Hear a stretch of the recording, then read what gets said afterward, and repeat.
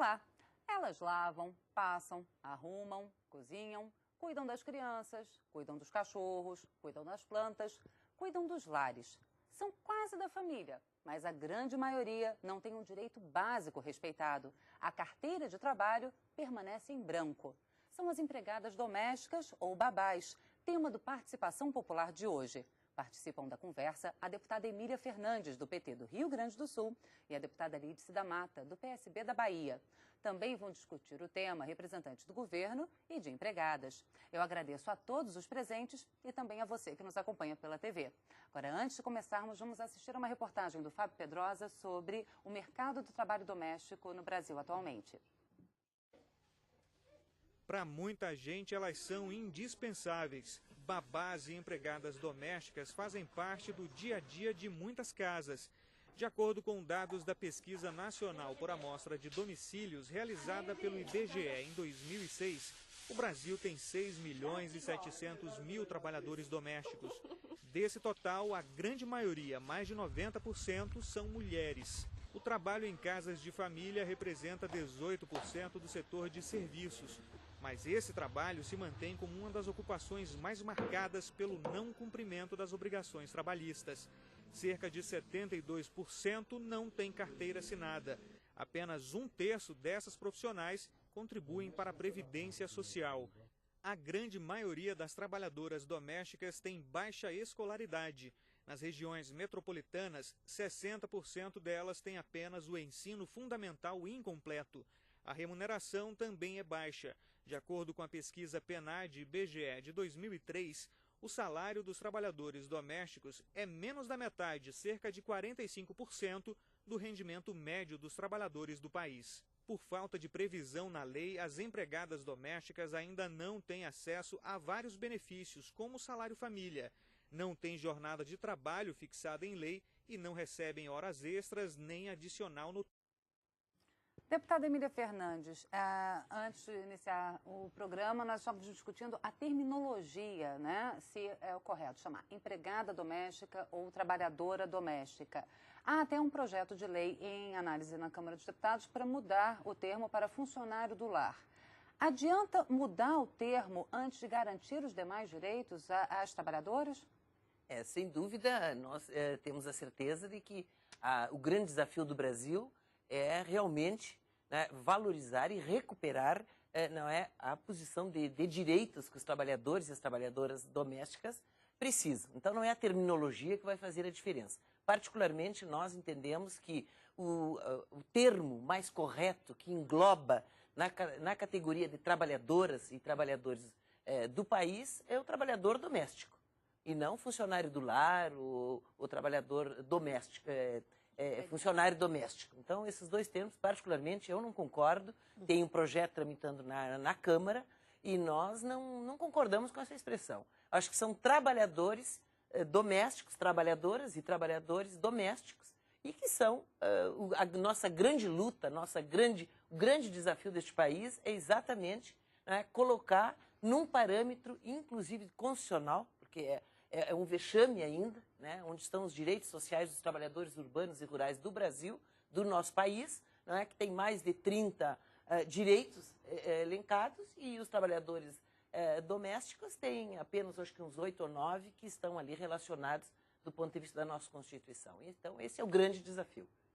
Deputada Lídice da Mata, como é que a senhora avalia o esforço do governo e o esforço na legislação para combater a informalidade, que, como nós vimos, afeta mais de 70% das trabalhadoras domésticas? Olha, o esforço do governo existe. Agora, precisa existir mais do que o esforço do governo. Precisa existir uma mudança de cultura no Brasil. O esforço do governo está localizado exatamente na fiscalização que pode exercer as delegacias de trabalho, que pode exercer o próprio governo, no sentido de fazer com que haja um estímulo para que seja regularizada a situação do emprego doméstico. No entanto, é indispensável que o trabalhador doméstico ele tome consciência do seu direito, ele exerça essa pressão e que o conjunto da sociedade também possa exercer esse mesmo tipo de pressão. Existem até alguns que pensam que seria possível algumas medidas em lei que estimulasse o incentivo de se assinar a carteira. Mas, essencialmente, o que nós precisamos no Brasil é o reconhecimento do trabalho doméstico como um trabalho que tem o reconhecimento do seu valor. Não é à toa que 90% dos trabalhadores domésticos são mulheres, né? Já se parte do princípio de que esta é uma função a ser desenvolvida pelas mulheres. O ser doméstico se vincula com o ser mulher, que novamente se vincula à ideia de que a mulher tem um trabalho invisível e um trabalho que não tem valor. Agora, eu queria ouvir a opinião, dentro dessa questão da fiscalização, um dos problemas é que a DRT tem dificuldade em entrar na residência, porque, como a gente mencionou, o local de trabalho é uma residência, é o lar, e não se entra na casa dos outros assim, sem um mandado de segurança, sem uma ordem judicial, é mais difícil. E também a doméstica tem medo de denunciar, porque se ela vai à justiça, depois ela tem dificuldade em encontrar um novo emprego, porque a maioria encontra por indicação. Eu queria ouvir do Mário Avelino, que é advogado e tem o site Doméstica Legal, como é que se pode combater isso? Porque a contratação ainda hoje é mais por indicação?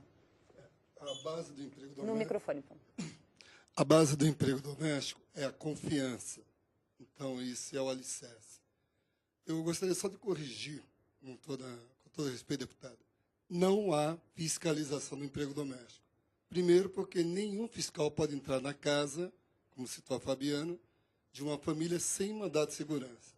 Só se descobre que o empregador desrespeitou a lei quando ela entra com ação na justiça. E ela só entra quando sai do trabalho. Que é mandada embora, né? No ano passado, houve 2.100.000 ações na Justiça do Trabalho em todo o país, e dessas, somente 42.000 foram de domésticas. E a doméstica, até pela falta de oportunidade. São pessoas que não tiveram oportunidade de um estudo, de uma condição melhor, de que são pessoas que são crentes, quer dizer, acreditam, são pessoas simples e são mais facilmente enroladas. O que falta, na minha opinião, são leis. E aí o Congresso tem responsabilidade, como o Executivo também. Até hoje, não houve um programa efetivo do governo federal para conscientizar empregador e empregados domésticos. Não há uma lei, por exemplo, que defina o que é diarista. São 3 milhões de diaristas. Não há lei que estimule, de fato, o empregador doméstico a assinar carteira e com campanhas que mostrem as vantagens dele estar na lei.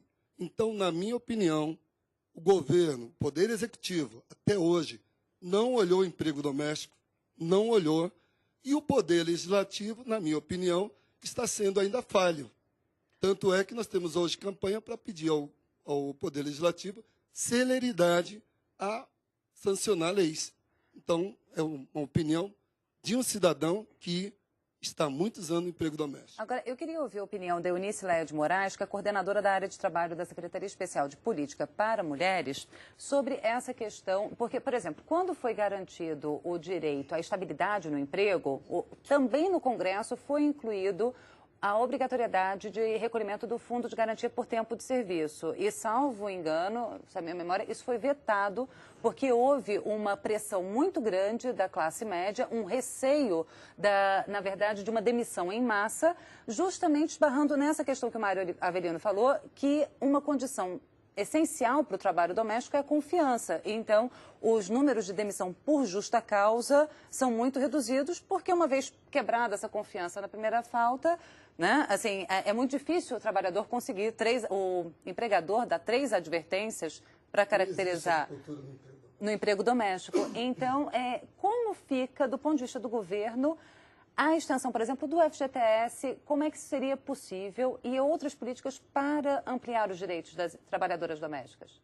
Bom, olha, o governo tem feito vários programas no sentido da valorização da autonomia das mulheres, não só das trabalhadoras domésticas, mas das mulheres. Nós temos esse grupo imenso das trabalhadoras domésticas